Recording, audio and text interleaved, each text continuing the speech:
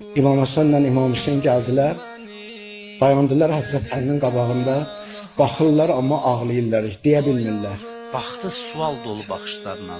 Adam hərdən bilir ki, nəsə olub, amma qorxur o sözü eşitməkdən.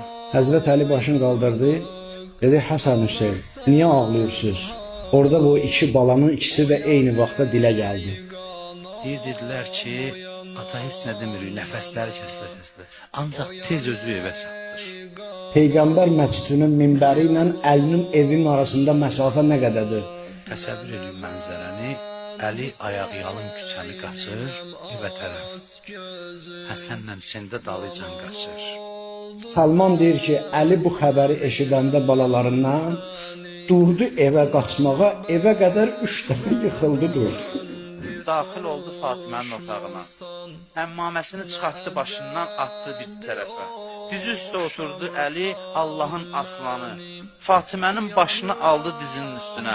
Fənada ya Zəhra. Başladı çağırmağa. Çağırdı ya Zəhra.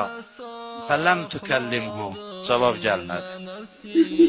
Əsma deyir ki, gördüm Əlin çəkdi xanım Zəhra. Qusul verməyi dayandı. Başın gəldi, dayadı divara, hönkür-hönkür ağlamağa başladı. Onların ki, anası dünyasını dəyişib, amma onlara sual verirəm, elə mən qarışıq.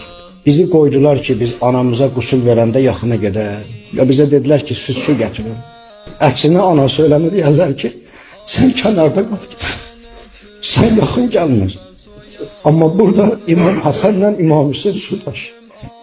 Bir cənazəni ki qoydu qabağına, baxdı dedi ki, ya Rasulallah, mən bu cənazə ilə neyniyim? Uşaqlar məndən analarını istəyir. Mən onlara nə cavab verim?